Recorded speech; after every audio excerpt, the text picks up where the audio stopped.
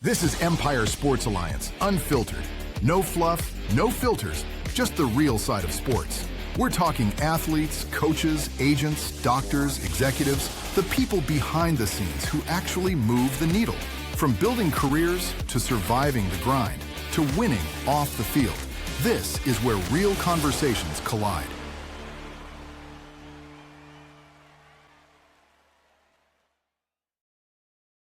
I got my co-host Eric here, and Hey, today everyone. we're joined by Trevor Cornwell here with account executive with Upper Deck. So, Trevor, welcome to the show. Hey everyone, great to be here. Excellent.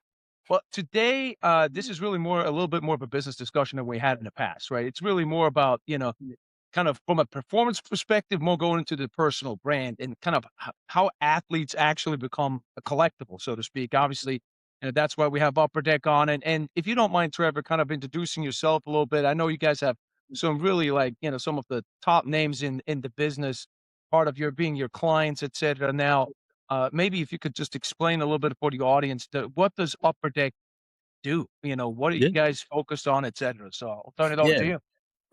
Upper Deck's we're based here in Carlsbad, California. We're a trading card and then collectibles company. Collectibles from memorabilia, and we're also big into the entertainment space where we have tabletop games.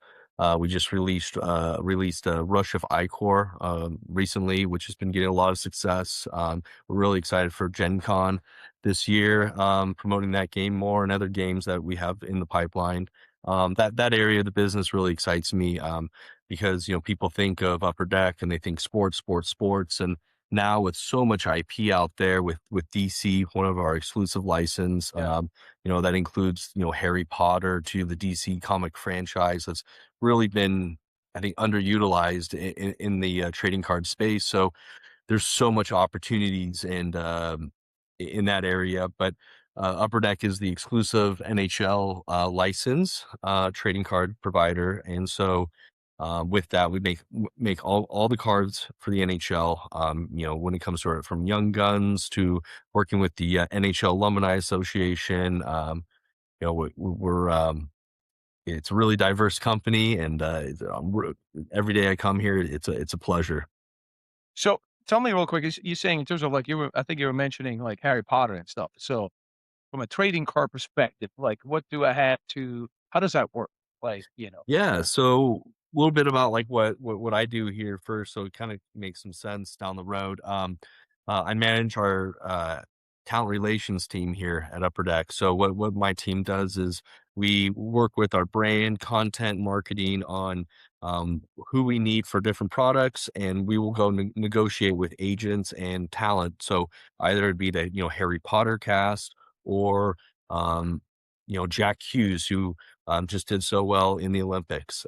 So we negotiate the autograph rate, and everything throughout the whole contract with various agents or Yeah. directly with the people. Um, S- So going back on the example of Harry Potter, then, so you're talking to in terms of like athletes, you also having like the cast, the actors that played within the particular series, yep, but you yep. have player cards of those folks. Yes, yeah. So you can collect all that's something that's going to be in the works down the road. For us is a whole a Harry Potter trading card line. That's exciting. But we currently do DC, where you can go and we'll get autographs from like the top DC artists or actors. We've in the past, I'm trying to think. With the NHL, we do hundreds of deals a year, directly with the players and the agents, negotiating their rates. So yeah, that's it's interesting that you mentioned the Harry Potter, because that's the area that I'm really excited for. So I have a question. I know it's not you guys, but Logan Paul recently just sold the Pokemon card Mhm. for $16.5 million. Yeah. And 5 years ago it was worth 5.2, 5.3 million. What determines how a card like that goes up so much money? I mean, to me, it's crazy. Yeah, no, I totally agree. One thing that shows is the health of the industry and um the sustainability and the growth. You know, people like Ronnie work in the financial space. People are investing in this area heavily because they're seeing like I don't. There's a lot of stocks, a lot of investments that don't perform like that card that he sold. So yeah, it's to be honest, my area of the business, very focused on contract negotiation. Who's the next? I'm looking 5 years down the road, working in the NIL space, NCAA, all that space. We have a whole area within the business that are the experts in the trading card, like when it comes to like what sets the value and everything like that. And maybe one day we'll have to get one of those guys on this podcast and talk more about it. But honestly, out of respect to them and the geniuses that go into this, because really you want to create sustainability and when not just people buying this product, but wanting to invest in your whole brand and knowing that the value of what you're investing in is only going to appreciate. So, you talk about NIL Yeah. and these, let's be honest, these are young kids. They're getting introduced to fame, wealth, all that Mhm. kind of stuff. Coming from high school, it's not like you really know who they are. So, how do you determine who you're going to latch on to? What goes into picking a person? Is it personality, looks, social media, all that? It's really like I tell, especially in hockey, we're looking at 14, 15, 16-year-olds, and signing because they get drafted at a younger age. And so um, with them, fortunately for years, like I've been working in the NHL space with the NHL prospects. So when it did kind of transition into the NIL space, like I kind of was already used to it, if that made sense. Like I've already been working at that high school level, even like some older middle school players in the hockey Just gonna say, space. where does it start? Again, just, simply think about, younger Well, audience. Where does yeah, it start? yeah, to go back to the first question, it's on the ice, on the court. It's really about the performance. There's players in the past that have, especially like during like the late COVID years, like there's some basketball players that had a ton of hype on social media, and then they just didn't pan out. When reality hit, when they're actually playing, like what collectors look for is it's on. Let your performance, perform on the court and the value and everything else will follow. That goes to your brand, all of that. But that's what we look for, especially. We do not try to get caught up in too many like current hypes or anything like that. If it, So, but when you say you're going after 14, 15, 16 year olds, Mhm. look, from the doctor's standpoint, I mean, I'm treating a ton of these kids, and a lot of kids end up burning out also. Yeah, Or like and overuse injuries. What percent? It's a gamble for you guys, I'm assuming. So, what percent do you sign and start with, and then it's like they kind of fizzle out due to injuries or lack of interest and all that? Yeah, like, to be honest, I deal with very the 1% when it comes to these prospects. So your everyday player, I don't have a lot of exposure to. These are already, when we were hearing about, Michael Phelps was featured in Sports Illustrated when he was like 12 years old. These are like it's not these people just don't come out. They're if you're following tennis, these were the top junior tennis players playing in Florida or Southern California. It's part of in Canada, for example, they have a fantastic junior hockey program where you will be found if you're good and you will be, put into certain leagues. And those leagues have a great history and tradition and that have output of players. So, similar to like college, if you're playing in Alabama and you're a football player, you're probably, it's probably going to do something well. But when it comes to like the younger age, like injuries, like I've heard, I believe it's like Gretzky has been one of the biggest advocates for being like multi-sport. Oh, Um, you like, yeah. yeah, like I believe he loved baseball was his first love. A lot of guys I talk to like baseball is their first love, but then there's a football player out of, I believe, Minnesota, who I believe he's either a late first round or second round from the Blackhawks. And he was an all state quarterback. I think they went to the state championship. Dual athlete. I believe it's like in Sweden, a lot of the players don't even play in hockey.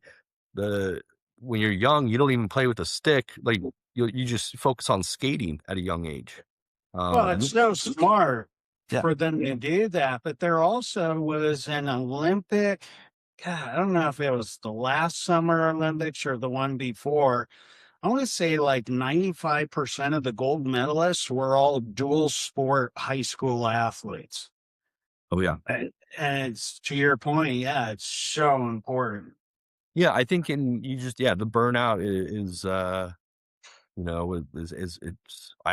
just growing up, we all know, like, there was a really good baseball player that we all knew, and he just burned out because it's just too much, and maybe he was playing for dad or something like that instead of himself, things like that. Correct. So in terms of like, how do you see kind of like honing, back into that NIL piece, how Yeah. has the NIL today kind of changed like, the athletes branding pipeline, so to speak, in terms of like it's a new era, I would say, right? I mean, obviously you always had youth sports, et cetera, but now, how has it changed for you guys? Well, I think the best thing of NIL is the like, it's like finally, like, the women's sports are getting the attention, appreciation that they deserve, and what I really love is it's not just like it's like the social media and the advertising and like the alternative streams of income that they're finding. So, whether it be gymnastics, like beach volleyball, like they're getting other brands that are like outside of, not your traditional Nikes or something like that. They're getting, like, Walmarts are sponsoring them. It's very cool to see like women's diving. We have a product called World of Sport where a majority of the product features female college athletes. And so we work directly with them through NIL, obtaining their NIL, working through a licensing company. And that's really, really cool. And highlighting some athletes that have deserved it for too long. Now, what makes a card last longer? Is it more from the rookie side of it? Is it winning a championship? Is it just performing amazing throughout their career?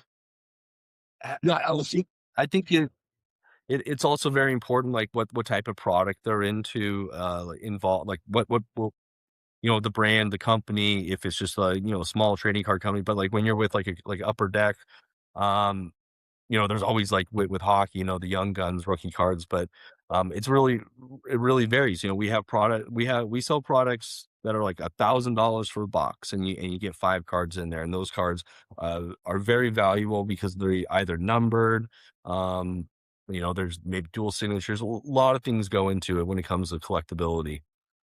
We have cards, unsigned cards that sell for thousands and thousands of dollars just based on the scarcity. You just said a dual sign. So one of my athletes I work with is a pro player, and his dad was a pro player. Is his rookie card worth more if it's a picture of him with his dad or something and the two of them sign it versus him doing it alone? That's a good question. I think that's really cool. We've done cards like that in the past, like the father son duo cards. There's companies like PSA, and then also here within Upper Deck, whether they're experts on that. To be honest with you, this industry is very the collectible space is very unique. There's a lot of variables that go into it, and yeah, that is really cool though. So is it? Yeah. Yeah, that is really cool. Yeah. How do you guys, how much competition do you have? Because I know Tops, Yep. and I know you. Who else is out there really? Oh, there's a lot of lot of small like I wouldn't call them small, like, there's other trading card competitors out there. Tops in recent years has really made a splashy industry. And, again, like, it's, to us, when competitors do well, like everyone does well. When baseball, the collectibles and baseball is doing well, it's a trickle down effect to everyone. And like to me, there's you know, as long as all companies, their goal is like long term success of the hobby. That's truly like all we look for. You know what I mean? So like if someone's doing really well, that we're just happy to see that there's more and more collectors. There's people that have faith in the overall value and sustainability. And at the end of the day, this is like a family thing where you sit down with your kids, you open packs of cards. And that's why we really, one of the few positives that came out of COVID was it's kind of the a lot of people coming back to the hobby. And we really like that. And that, that's also why we're deep into the entertainment space, just trying to find any area that could use more trading cards. Are they certain like leagues, that have exclusivity? Like, in terms of like if I think about mixed martial art, UFC, in terms of like certain providers, that can have NFL cards or make them versus like you can. How does Yep, that yep. work? So, like, different leagues will have like licenses out. Sometimes non-exclusive, where Right. couple different trading card companies will do that. Or typically, in recent years, they're exclusive license. So, like for Upper Deck, we have an exclusive license from the NHL. Only company that can do that. We also do that with the CHL, AHL. We recently signed with the American Hockey League, USA Hockey. So that's that's gonna be really exciting for us. It's with all the USA alumni. And, yeah, so it's, that's how the industry is right now. To everything changes, though, if you look back, looking at 30, 40 years, and, Yeah. it yeah, keeps it interesting. Do you do baseball also, or Nope, no? Upper Deck, we did do, have the MLB license. Right now, we do not, but NHL is our big one right now in the sports area. And how does that impact in terms of the athlete itself? Like in terms of like, I would imagine if they have a conversation with you, you got to let them know is that, you make introductions to the other ones. So again, if I'm a college basketball player for one reason or another, you guys can't do the card. Are you making referrals to like, other providers per se? We do have some multi-sport products that we work on, which will Okay. feature basketball players. So, we're exclusive with Michael Jordan. We're the only company that can make his trading card and make all the memorabilia for him. So if you guys are looking to buy a signed ball or shoe, you know who to reach out to. So let's go with Michael Jordan. I think Wayne Gretzky is one of your clients as well, Yep. right? Same with So Tiger. oh, okay. So if I have, again, a golf club signed by Tiger Woods, an actual authentic golf club, then that has to go through you guys. How does that process work? Yeah, we're the only company that sells his autograph. Yep. So, and I would never ever buy one if you see it without the Upper Deck hologram on there. Yep. Because 99.999% chance it's not real. So yeah, we pride ourselves on authenticity. Mhm. And yeah, it's Tiger's been with us since day one. Same with Jordan. Yep. And we're so grateful to work with them. That might lead to an income stream that lasts way past their playing careers potential, right? Oh yeah, that's the great thing about autographs. And then Yeah. my team will go out each summer to about a dozen agency camps, primarily in hockey. They'll host about 30 or 40 NHL prospects. We go there and educate them that we're here when they're 14, 15 years old, and we work with guys that are 90 years old. And this is the one industry that will be with you, your pre-pro years, pro years, and all the way through post into retirement. That's cannot be said about most companies. When say like a shoe company comes in and Yep. sponsors someone, it's mainly during their playing years. Maybe the select few will have a legacy deal, but after that, that's it. But that's one thing I love about this industry. I get to work with prospects, active players, guys that have been out of the league for a few years and kind of figuring out their next chapter. and, guys who have kind of almost lived a whole nother life, they're in their 70s, 80s, 90s, where, they've gone on to like be politicians or write books or be in movies. It's fun. Is it an easy sale for you? Because if you have exclusive, then they can't go anywhere else. So it's like if they even want it in the first place, then are they honored that you're coming to them and they're signing up with you? Or do you still need to sell it and negotiate and all that? I think, like time is money at the end of the day. As we all get older and as people, especially professional athletes earn more money, you really value your time.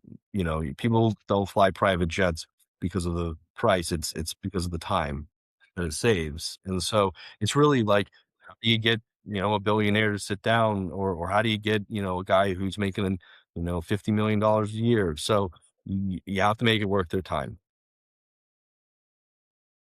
Well, good stuff, guys. I want to cut off for a quick break with our unfiltered wacky stats, and then maybe come back and talk a little bit in terms of like what does it mean, day one in terms of me as an agent, for instance, having Eric, step in as as my athlete, and kind of what's the procedure from there. But let's Perfect. give it a quick minute here. All right. Welcome to our unfiltered wacky stats when it comes to player cards. So, Eric, here's one. Tom Brady was once the 199th pick, and his rookie card now sells for $3+ million. Okay, so Tom Brady's playoff contenders rookie card sold for over 3.1 million, as I stated. Right, he was Okay. drafted so late that 198 players were chosen before him. Right, his rookie card now outsells almost everyone drafted above him. So it's like one of the biggest so-called mistakes, right, on the cardboard. All right. But you said 3 million. 3.1, yes. All right. Get this. A Mickey Mantle 1952 Topps rookie card sold for how much do you think? 4 million. 12.6 million. Now, This is Mickey Mantle? Wow. Mickey Mantle. Now, Mickey Mantle was paid about $100,000 per year in his early career. So that card is now worth 100 times his annual salary. Well, not bad. So let's continue on with in terms of like the condition of these cards, right? So Michael Jordan's rookie card, basically they exist in the millions, right? But perfect ones sell for like 700 plus thousand, right? So, basically the Michael Jordan 1986 Fleer rookie card had tons printed, right? There's millions of them, but perfect conditions versions are extremely rare. So out of all the cards, less than 0.1% are graded perfect, right? So condition is everything, I guess. Well, okay. Talking about condition, then sealed boxes from the 80s and 90s can actually fund a retirement right now. A sealed box containing possible Wayne Gretzky rookie cards can sell for over $1 million. That original box was $20. That's a 50,000 time increase if you are lucky to get that box. That's a pretty good retirement plan if you can find one of those boxes, I would say. But Absolutely. great stuff. All right, we're getting back to the podcast. Thank you. Well, we're back from our break here. So Trevor, let's start here, right? Let's Mhm. assume I'm an agent, which I'm assuming normally you're dealing directly with the agent, not necessarily the athlete, or how does that work from that end? Really varies. It could be Honestly, both even ways. yeah, sometimes, through, we've met even young like golfers or Yeah. like golf or hockey. Sometimes the players don't even have agents yet, and they're still in the interview process for that. Okay. And we're talking directly with the parents. Well, So it can let's go from assume that parents. then. But for this example, let's go without an agent. Let's say, Yeah, yeah. hey, I'm a young, 16-year-old hockey player out of Switzerland. Eric, he's a shortstop, from wherever, right? So, we make a connection with you, and obviously we're on the phone together. So now, in terms of like what makes an athlete brandable for you? What are you looking for? Is it personality, consistency, off-field narrative, global appeal? What is it that you guys are looking for? You say, hey, you know what? That might be a guy or gal that Mhm. is, an attractive potential client of yours. Yeah, for us, looking at it straight from a trading card perspective and an autograph perspective, we're looking for someone who has demand within the hobby. So that typically comes for, they want like the top player. So if we're keeping our eye for hockey example, like if, top player coming out of, you're young, but you're playing in the professional men's league in Europe, and you're killing it. Your stats are up there. You're seeing, mock prospect, for the NHL, saying that, your stat lines are impressive Yep. and the mock drafts are high.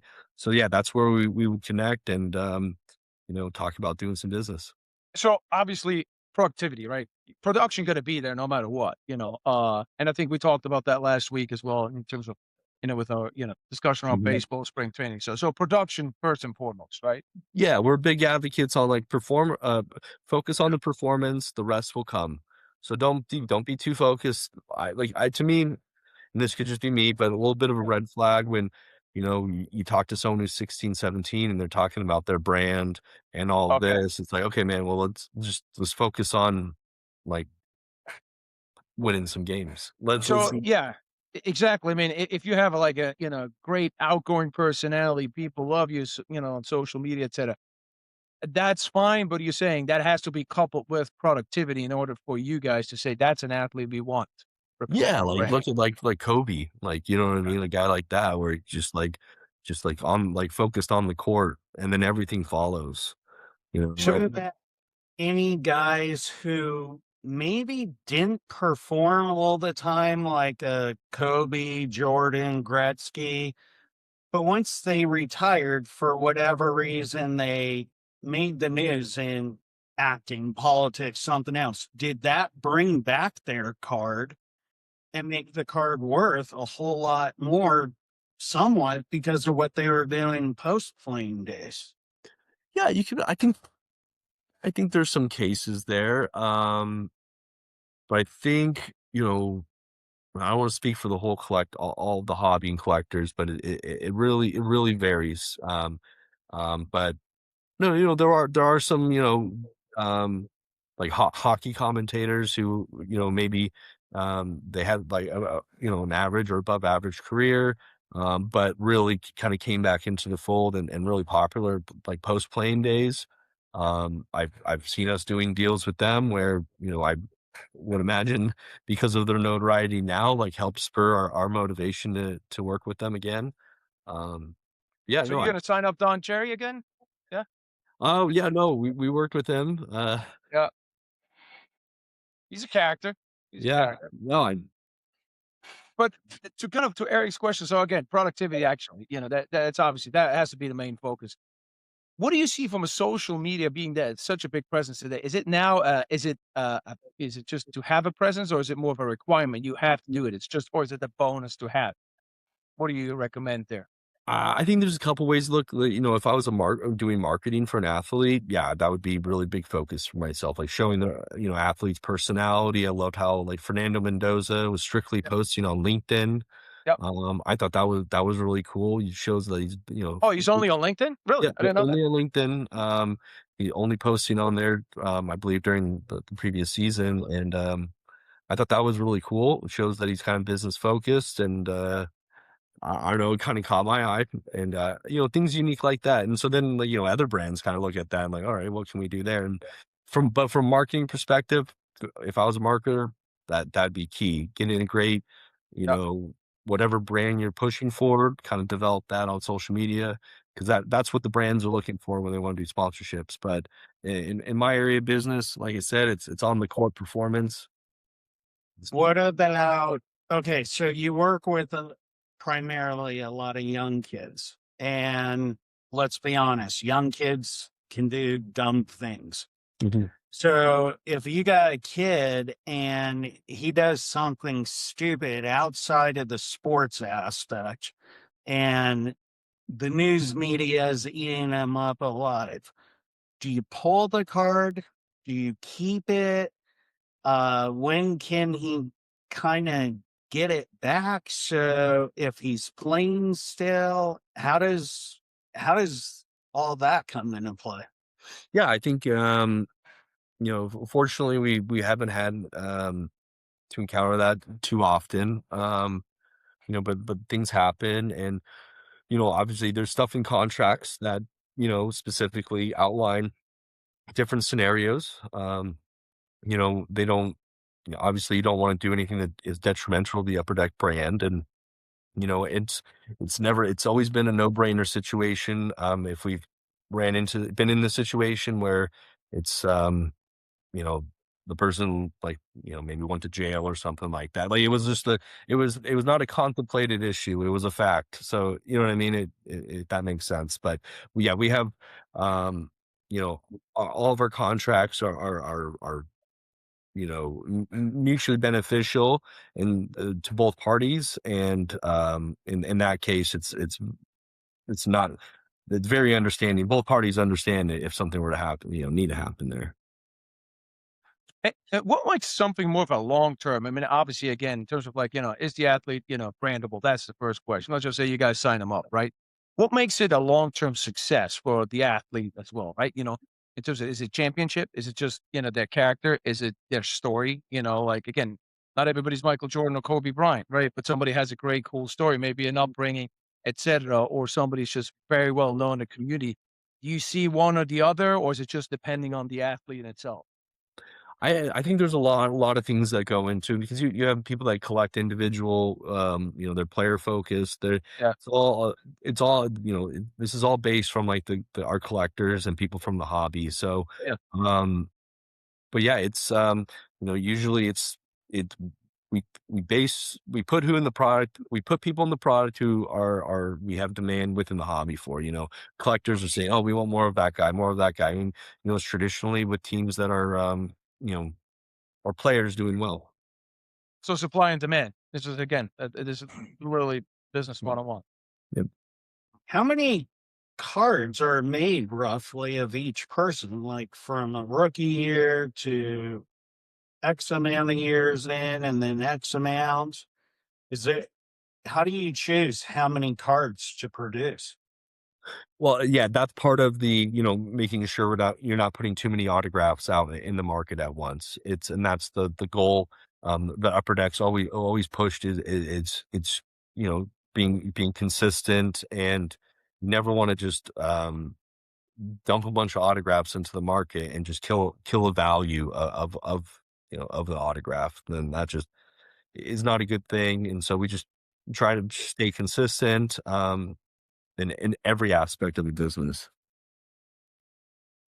So for the collector who, okay, growing up, I used to collect baseball cards. Mhm.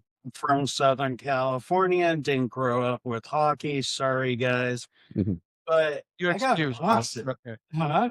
You're excused, Eric. It's okay. Thanks. We'll let that slide. Yeah, we have 2 World Series rings in the Oh, last yeah? few We got years. 27. There you go. Anyways, so I got boxes of cards just sitting in a closet. Like, Yeah. how do I know what I'm sitting on, if anything? First off, I always recommend taking a look at eBay. Seeing, just type it in what the card you have. That you're gonna get like the best view of what their value is. Card shows are great. Those have been just popping up everywhere. Seems like in San Diego there's one or two every single weekend, which is awesome. 10 years ago that wasn't the case. So yeah, I'd recommend that. eBay.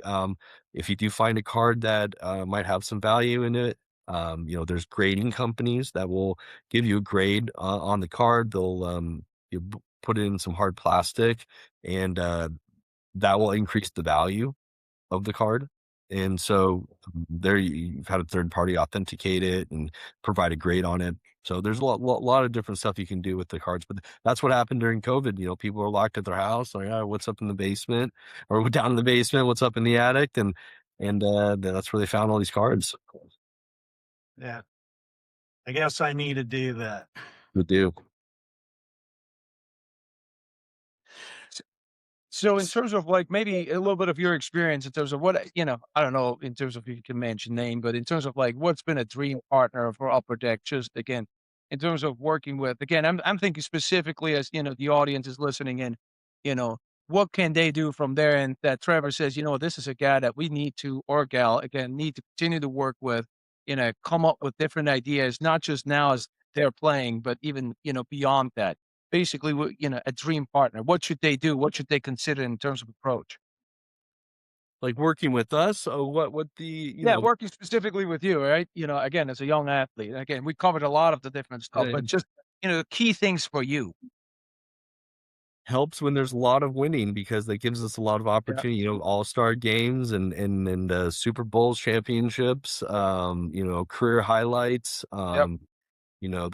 That's where, that's where we can create different memories and of different milestones and create really cool different prints, whether it be like someone's NHL debut or their final game or breaking a goal record or something like that.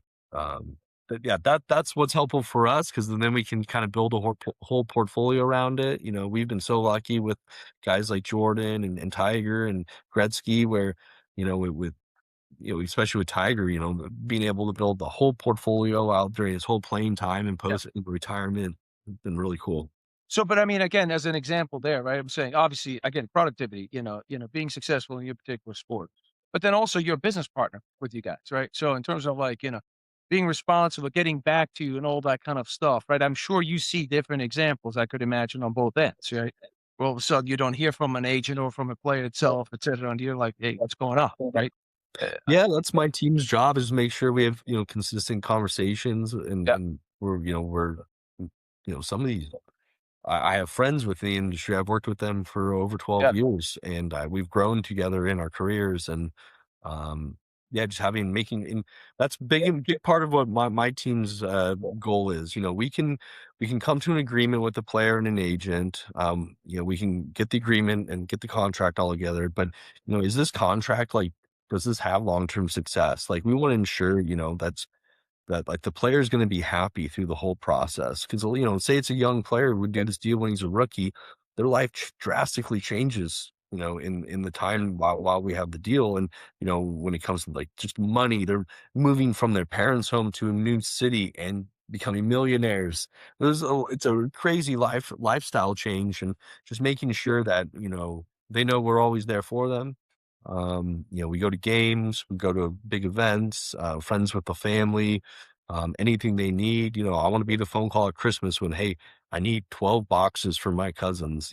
Like we're here to help in any way possible. yeah. So who holds the cards in a sense? Is it you guys, the players, or the agents? And look, there's politics in everything you do. So is it because it's more of a fun marketing thing you're doing, it's not as rough, or are there a ton of headaches? Like, Yeah, no, it's a lot of cards, and it's hundreds and hundreds of shipments every week that we're sending out to different players. We set up in-person signings with players where whether it be at a hotel or we'll come to their house with a representative. Yep. We have people from our team that are on the road. Um, I probably see them twice a month. They're on the road nonstop, just going from city to city, bringing cards. Because at the end of the day, too, you bring a box of cards and they sign it. It's hundreds of thousands of dollars potentially in a box of cards. So we need to ensure that those arrive to the facility safely and securely. Also, authenticity. We witness these signings, so we see that these players are actually signing the cards. So authenticity is the biggest thing for us, and that's what we ensure. yeah. Yeah, it was interesting after the World Series when I was with the Dodgers.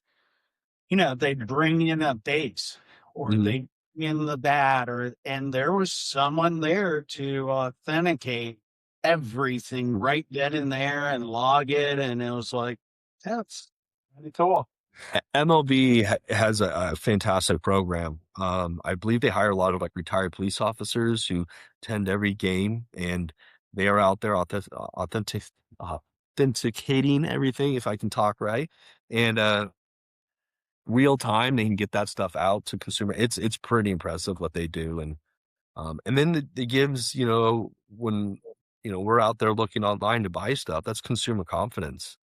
What I'm buying is actually real, and that's part of the Upper Deck and Upper Deck authenticated. Like our biggest thing is giving the consumer the confidence that this is something that you put in your trust and you leave for future generations. Right. Yeah. Yeah. Let me add or ask, going back to a little bit of the discussion in terms of working with an agent or not, right? Again, not everybody is Fernando Mendoza, and people know obviously, she's going to be high, probably the first overall pick, et cetera. So companies like you obviously would be interested in somebody like this. But in terms of somebody that, let's just say, the NFL is in a third, fourth round, but might still be an interesting player, how do you see in terms of with those individuals? Because some of them might not even know the different opportunities. I would be surprised if they would. If you're, 19, 21 years old, that are out there for them, right? That actually could help them build that legacy from a revenue stream, et cetera. Again, past their playing career. How important is it, and what do you see in terms of working with agents that proactively reach out to you now with the draft, around the corner and say, "Hey, is there something to be had?" Uh, How does Oh that yeah, work? no, I always I did multiple calls today for that where the people are proactively reaching out like, "Hey, are you interested in this?" Because I work with our content team and we'll be in meetings discussing future projects and they'll say, "Oh, wouldn't it be cool if we did that?" I go, "Well, actually, like we just had a conversation with this guy the other day." So even in areas that we're not directly working in business, um, like we're like as I tell our senior leadership, we're ready to jump into that at any time. So we may not be working in that space right now, but we always try to keep our network alive and in all areas comes to entertainment, sports, and whatnot. Do you see agents being very proactive in terms of reaching out to you, or is there still room for improvement, or does it just depend on the agent? Really depends on the agency, but yeah, they're very proactive with us, and we're also proactive with them. It's the ongoing conversation Yeah. that we have and we're also taking a look at when we're looking at future prospects, and you start to see, okay, that prospect plays in that area of Canada, likely going to be with that agency, and it's it's yeah, it's all about the network and keeping the Yeah. conversation alive. Yeah. What's like, kind of like, not a final question. I know, Eric, you're going to have a few questions here for our friend Trevor, but in terms of like maximizing an athlete's like brand value over the next 10 years, what will be like one of the main things that you tell an athlete today? Hey, this is what you got to start doing tomorrow. Like just to again maximize everything given today's landscape, et cetera. Is there one particular thing over another? Yeah, from my perspective, and this is coming from like the autograph standpoint, which is much different from a marketing standpoint. If I was Yeah. marketing rep for an agency, I'd be focused on, all aspects of the brand, but really for us, it's the performance. Hype and talk is great pre-draft, but really it's the reality of where the player's at is important, and that's what it comes back to the collectors and who they're wanting and demanding for. So basically focus on your craft, get better at whatever your sport is, collaborate, surround yourself with a good team of individuals, be that on the business side, again, health, wealth, whatnot. And again, just simply focus on the sport that you chose. So, all right, Exactly. makes sense. Okay, good. All right. So it's that point in the show where we're going to do what's called the walk off 10. So I'm going to ask you 10 different questions. It's either true, false, or a one word answer. Okay. All right. So, one word.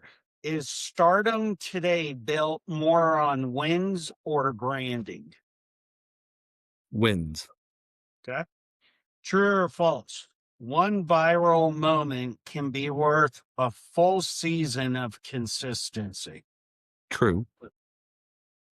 One word. What's more powerful, stats or storyline? Stats. That could go either way. Yeah. I agree. True or false? the secondary market now influences who becomes a star.